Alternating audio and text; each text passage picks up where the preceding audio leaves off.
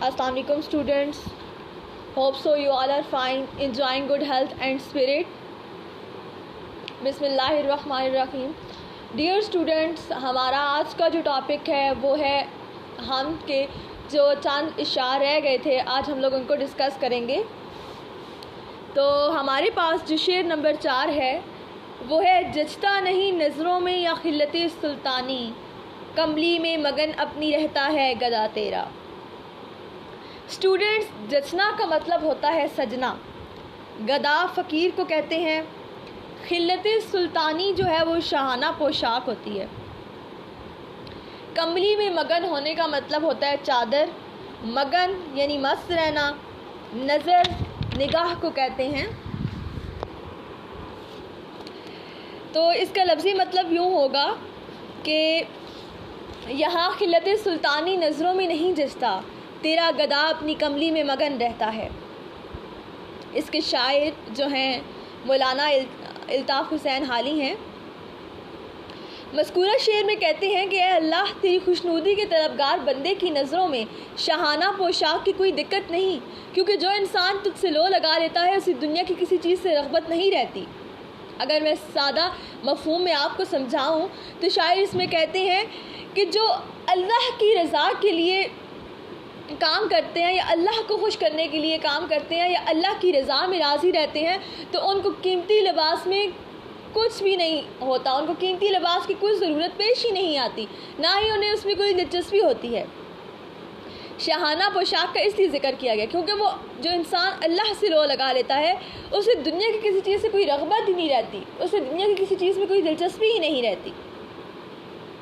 वो गदा तो कमली में मस्त रहकर ही खुशी महसूस करता है. वो भूखा तो रह सकता है लेकिन किसी के आगे दस्ते सवाल दराज नहीं कर सकता.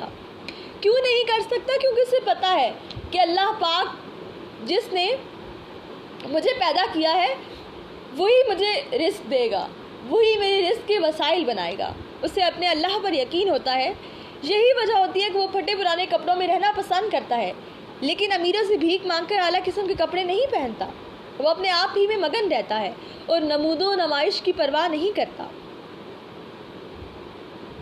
और अल्लाह का फ़कीर होने में फ़ख्र महसूस करता है. उसे इसमें कुछ शर्मिंदगी महसूस नहीं होती क्योंकि वो दुनियावी लज़्ज़तों पर आखिरत की ज़िंदगी को तरजीह देता है. बकौले शायर, लगता नहीं है दिल मेरा उजड़े दयार में, लगता नहीं है दिल मेरा उजड़े दयार में, किसी की बनी है आलमे नापायदार में. एक शायर अल्लाह की याद का तज़किरा इस तरह से करते हैं कि न दौलत से न दुनिया से न घर आबाद करने से, न दौलत से न दुनिया से न घर आबाद करने से, तसल्ली दिल को होती है खुदा को याद करने से. ये जो मैं आपको इजाफी इशार बताती हूँ ये आप लोग डायरी में या किसी नोटबुक में नोट डाउन कर लिया करें ताकि जब आप इसकी तशरीह को देखें तो आप वो इजाफी शेर ऐड कर लें. और इजाफी इशार का अगर बोर्ड पॉइंट ऑफ व्यू से देखा जाए तो आपके पास अगर बोर्ड में शेर आ जाए तो उसमें आप लोग जब इजाफी इशार रेफरेंस के साथ लिखते हैं तो काफ़ी अच्छा इंप्रेशन पड़ता है और आपको मार्क्स काफ़ी अच्छे मिलते हैं. जो बच्चे कहते हैं कि हमारी उर्दू में नंबर नहीं आते या हमें उर्दू में दिलचस्पी नहीं है तो वो उर्दू का ऐसा बोरिंग सब्जेक्ट मत लिया करें. वो उर्दू में इंटरेस्ट लें और उसे अच्छी तरीके से पढ़ने की कोशिश करें. इंशाल्लाह रट्टे लगाने की ज़रूरत नहीं है, आपको अच्छी समझ आ जाएगी. और जो मैं चीज़ें आपको बातें बताती हूँ आप कहीं डायरी पे या नोटबुक पे राइट डाउन कर लिया करें ताकि आपको आसानी हो बाद में जब आप लोग उसे देखें. Am I clear?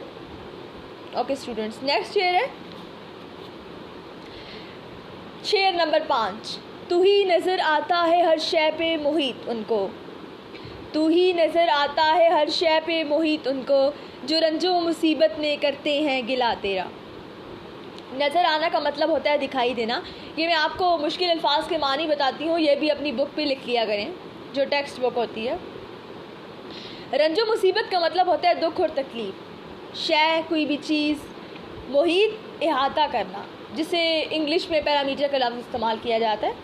गिला करना शिकायत करना, कुछ भी शिकायत हो सकती है.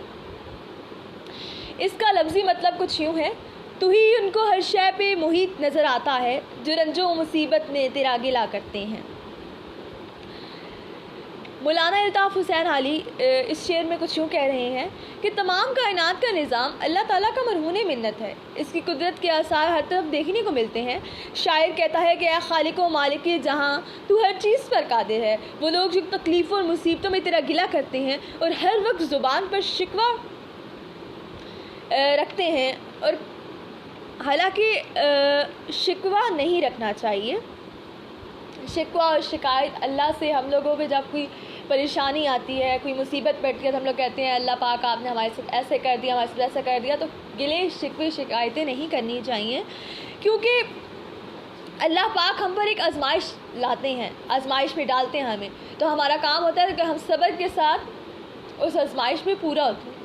صبر رکھنا چاہیے تاکہ ہمیں کامیابی حاصل ہو، اور شکوے شکایتوں سے کچھ فرق نہیں پڑتا۔ تو شاید یہی کہنا چاہتے ہیں کہ اللہ پاک تو ہر چیز پر قادر ہے، تو جو لوگ تکلیف میں، مصیبت میں گلہ کرتے ہیں، ہر وقت زبان پر شکوہ رکھتے ہیں، تو انہیں بھی ہر چیز میں دکھائی دیتا ہے۔ یہی وجہ ہے کہ وہ بھی تیری تعریف کیے بغیر نہیں رہ سکتے۔ بے شک قرآن پاک میں ہے، تو بے حساب بخش کے ہے بے حساب جرم، دیتا ہوں واسطہ تجھے شاہ حجاز کا۔